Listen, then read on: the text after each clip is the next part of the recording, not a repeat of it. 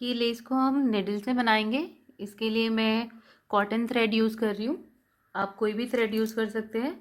और 5 mm की Perl use करेंगे। एज में स्टार्टिंग पॉइंट से हाइड करते हैं नॉट को, यहाँ पर एज पे इस तरह से निकालेंगे।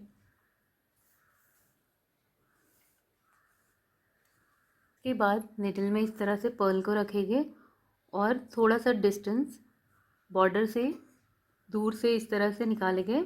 और ये जो अटैच थ्रेड है इसको इसके नीचे से रैप करेंगे इस तरह से कंप्लीटली, और फिर ये स्टिच को कंप्लीट कर देंगे। इस तरह से ये पर्ल के साथ में ये बॉर्डर बनते जाएगा। अब नेक्स्ट सेम रिपीट करते जाएंगे, डिस्टेंस सेम मेंटेन करें।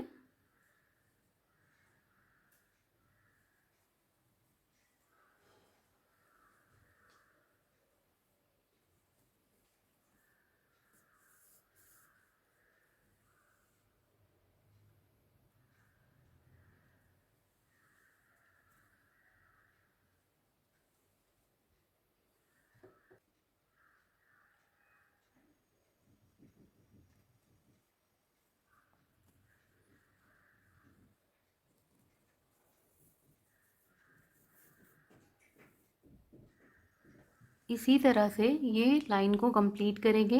इसके बाद एक फाइनल लाइन रहेगी, स्टेप रहेगी, जिससे हम ये स्टिचेस को लॉक करेंगे ताकि हमारी डिज़ाइन परफेक्ट और स्टेबल हो जाए।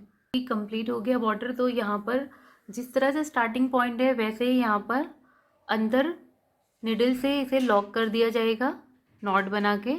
तो हमेशा मुझे पूछा जाता है कि एंड कैसे करना है लेस को, तो इस तरह से अंदर डालेंगे इसे और इसे नॉट लगा देंगे।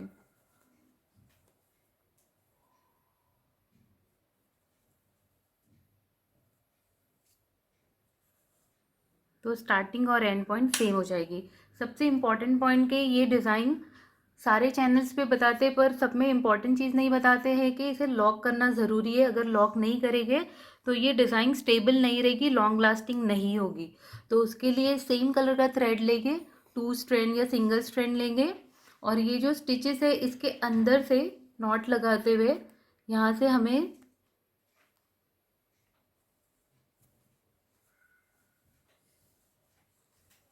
निकालना है इस तरह से, और इसे लॉक करते जाना है। हर स्टिचेस को हम ऐसे ही लॉक करते जाएंगे तो हमारी डिज़ाइन लॉन्ग लास्टिंग और स्टेबल हो जाएगी, नहीं तो ये डिज़ाइन खुलती है।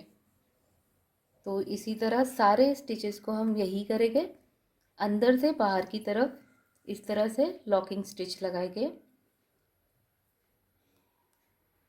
और ये बहुत इम्पॉर्टेंट स्टेप है।